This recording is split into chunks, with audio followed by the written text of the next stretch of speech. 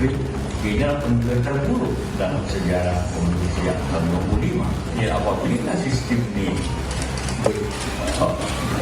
menjadi suatu kebiasaan, maka kita akan kembali ke zaman otoriter.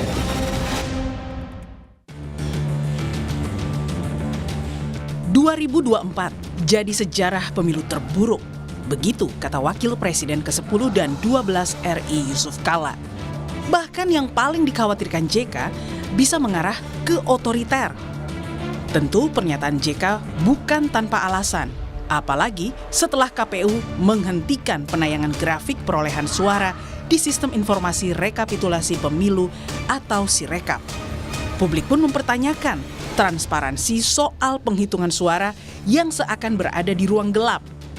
Penghentian diagram rekapitulasi disebut KPU demi mencegah polemik dan kegaduhan karena banyaknya laporan ketidaksesuaian input data perolehan suara di formulir C dengan di Sirekap.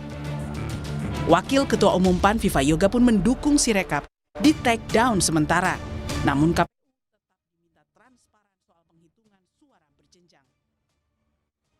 Niat baik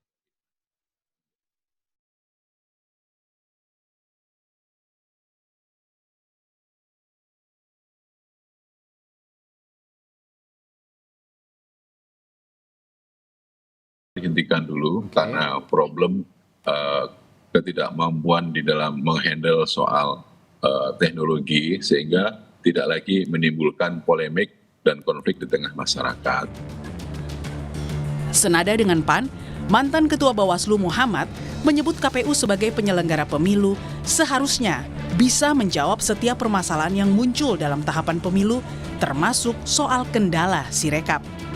KPU sebagai pelaksana teknis itu wajib untuk menjawab setiap komplain, setiap keberatan, setiap masukan, setiap rasa keadilan peserta pemilu. Apakah itu pemilu legislatif atau pilpres. Ya, problem yang terjadi di kecamatan itu diselesaikan di kecamatan. Jadi jangan menabung masalah, istilah saya, jangan menabung masalah. Kalau kita lihat, anggaran untuk Sistem Informasi Rekapitulasi atau Sirekap ini tak main-main, 30 miliar rupiah. Dengan rincian yang kami tampilkan sebagian.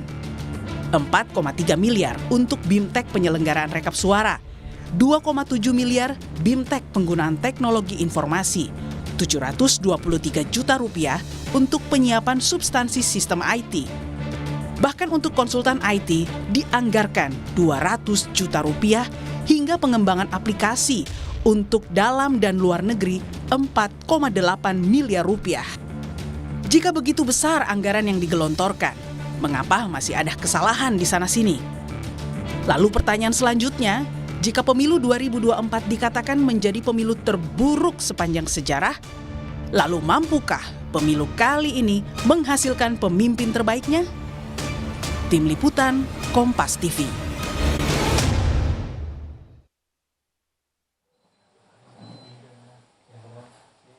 Saudara, setelah KPU menghentikan tayangan tabulasi rekapitulasi di Sirekap, bagaimana kemudian publik bisa memantau transparansi penghitungan suara pemilu 2024? Kemudian juga apalagi kalau dilihat-lihat anggaran yang digelontorkan untuk Sirekap ini juga tidak sedikit. Nah, kemudian kita akan bahas soal ini bersama dengan Ketua KPU RI 2017-2022 Ilham Saputra.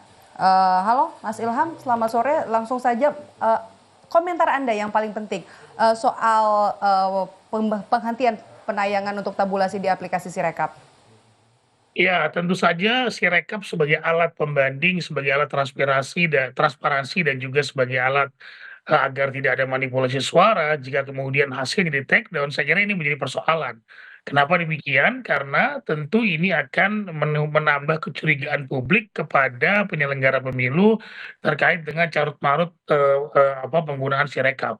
Ya, jadi memang ini persoalan karena harusnya publik bisa dapat melihat hasil resmi atau hasil dari scan C1 dari TPS, setiap TPS di Indonesia dalam penyelenggaraan pemilu lalu, sehingga kemudian masyarakat bisa mendapatkan informasi yang valid.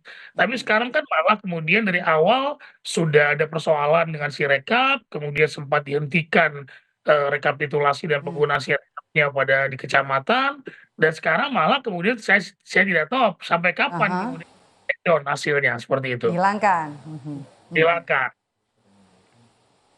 mhm. Nah, mhm, oke. Ini kan alasannya kalau KPU bilang kan untuk menghindari kegaduhan atau disinformasi. Anda setuju nggak? Justru kemudian jika untuk menghilangkan disinformasi harusnya KPU tidak men-take down, tapi memperbaiki dari penggunaan Sirekap tersebut. Ya, jadi Diperbaiki. diperbaiki. Katanya kemarin ketika rekapitulasi di kecamatan dihentikan sementara dalam rangka memperbaiki Sirekap. Tetapi yang terjadi adalah bahwa kemudian sekarang di-take down. Nah, ini semakin menimbulkan kecurigaan.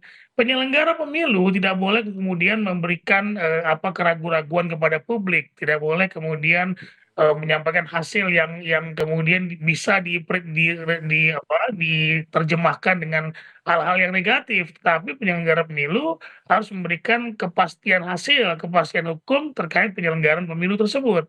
Nah, ini yang terjadi malah sebaliknya. Mhm.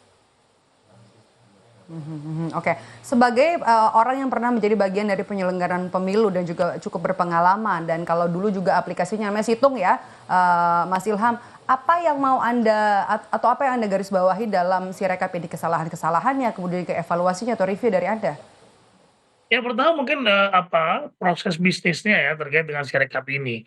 Jadi kami di penyelenggara pemilu 2019 lalu, Mhm, KPU 2017-2022, periode 2007-2002 itu sudah menyampaikan, sudah memberikan mhm, blueprint pada KPU terkait penggunaan Sirekap yang kami gunakan pada pilkada 2020 lalu.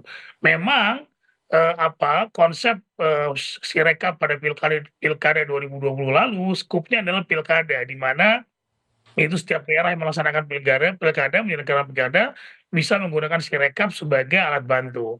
Nah, tetapi kemudian kami juga sudah sempat membuat MOU dengan, provider, program Sirekap ini dengan ITB.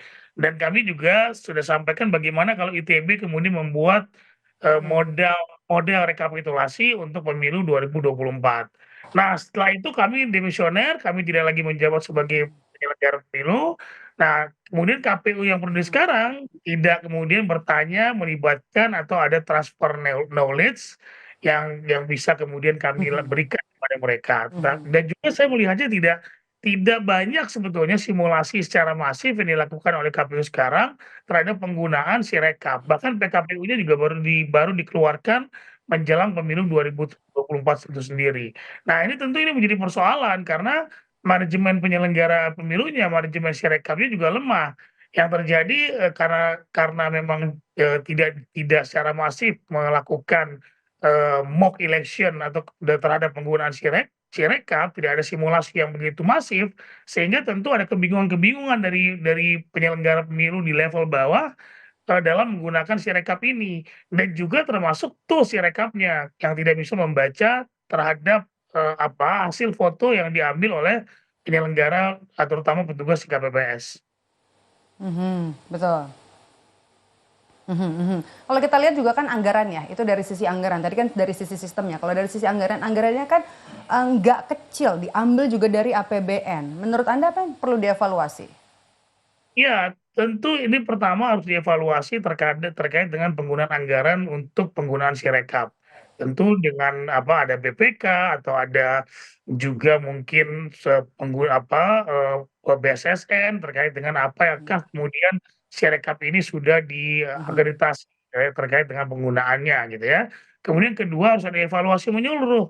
Jangan sampai kemudian nanti masyarakat alergi terhadap inovasi-inovasi yang dilakukan oleh penyelenggara pemilu berikutnya yang menggunakan sistem teknologi informasi pada, pada rekapitulasi pemilu yang berikutnya. Nah, pilkada 2024 sudah di depan, apakah masih akan menggunakan Sirekap atau tidak? Apa yang akan digunakan tools-nya nanti sebagai alat bantu mhm, agar masyarakat mhm, mhm. informasi yang valid terhadap hasil rekapitulasi di tiap daerah nanti misalnya saja. Nah ini tentu harus dievaluasi menyeluruh peran pemerintah, peran kemudian stakeholder yang terkait dengan IT bisa memberikan masukan kepada KPU. Kenapa ini bisa terjadi gitu ya? Nah, saya juga sampai sekarang tidak mengetahui apakah si rekap ini dihentikan sementara terkait dengan grafiknya atau memang dihentikan sampai selesai rekapitulasi. Karena sampai saat ini rekapitulasi itu sudah sampai pada rekapitulasi nasional yang kemarin luar negeri sudah, kemudian beberapa hari lagi atau memang sudah berlangsung rekapitulasi provinsi yang akan dibacakan di KPU RI. Tambah lagi nanti sebentar lagi kita kan menghadapi pilkada serentak begitu ya. Ini jadi harus ada catatan yang banyak nih untuk Sirekap sendiri. Tapi yang terakhir Mas Ilham, dampaknya apa buat KPU dan Bawaslu untuk menjamin transparansi penghitungan suara pemilu 2024 menurut Anda? Singkat saja. Ya, saya kira ini harus dibuka semua, bahwa Bawaslu juga harus dengan tegas memberikan statement-statement, memberikan rekomendasi jika memang ditemukan fakta-fakta penggelembungan suara, manipulasi suara, bahkan juga harusnya Bawaslu memberikan komentar terhadap take down grafik dari rekapitulasi atau sirekap hasil resmi dari KPU. Karena tentu sekali lagi bahwa dari awal penggunaan sirekap ini adalah dalam rangka transparansi. Tidak lantas kemudian di take down begitu saja, dan Bawaslu tidak memberikan rekomendasi yang jelas kepada penggunaan sirekap tadi. Karena sekali lagi ini tentu akan mengganggu kepercayaan publik kepada penyelenggara pemilu dan juga akan mengganggu kepercayaan publik kepada penggunaan teknologi informasi yang seharusnya justru membantu transparansi penyelenggara pemilu maupun pilkada di Indonesia. Oke, itu yang jadi penting ya. Tapi sedikit lagi Mas Ilham, karena tadi Anda sempat menyinggung soal transfer knowledge dari KPU sebelumnya ke KPU yang periode sekarang ini untuk bisa memaksimalkan aplikasi yang digunakan, apapun itu namanya ya, untuk membantu publik bisa memantau dan juga soal transparansi untuk penghitungan suara pemilu. Apa saja poin-poin yang Anda garis bawahi soal transfer knowledge ini? Ya, pertama adalah simulasi yang masif harus dilakukan. Kami bahkan ketika pemilu pilkada 2020 itu kami akui juga ada persoalan, yaitu persoalan sinyal misalnya saja di beberapa tempat yang memang tidak ada sinyal. Ya, tapi kemudian kami berikan solusi agar kemudian itu bisa dikirim di kecamatan, di level kecamatan yang ada sinyalnya misalnya saja. Kemudian manajemennya gitu ya, manajemen terhadap konsentrasi khusus kepada penggunaan sirekap ini gitu. Karena memang penggunaan sirekap ini harus betul-betul dipegang oleh para ahli dan kemudian juga harus betul-betul dikendalikan proses bisnisnya gitu ya. Jangan sampai kemudian menimbulkan disinformasi seperti yang terjadi saat ini. Nah, ini profesionalisme KPU ini harus betul-betul dipertaruhkan dalam konteks adanya sirekap. Itu catatan-catatannya ya Mas Ilham ya. Oke. Baik, semoga didengar oleh Komisioner KPU RI yang saat ini tengah menjabat dan juga tengah bertugas untuk mengawal penghitungan suara, menyelenggarakan penghitungan suara yang juga tentunya ditunggu oleh publik soal transparansinya. Jangan ketika ada masalah, justru masalahnya dihilangkan, tapi dicari solusi dan juga diperbaiki. Terima kasih. Kami koreksi tadi, Komisioner KPU RI periode 2017 hingga 2022, Mas Ilham Saputra. Sehat selalu, Mas Ilham. Sehat selalu, Mbak. Dan usai jeda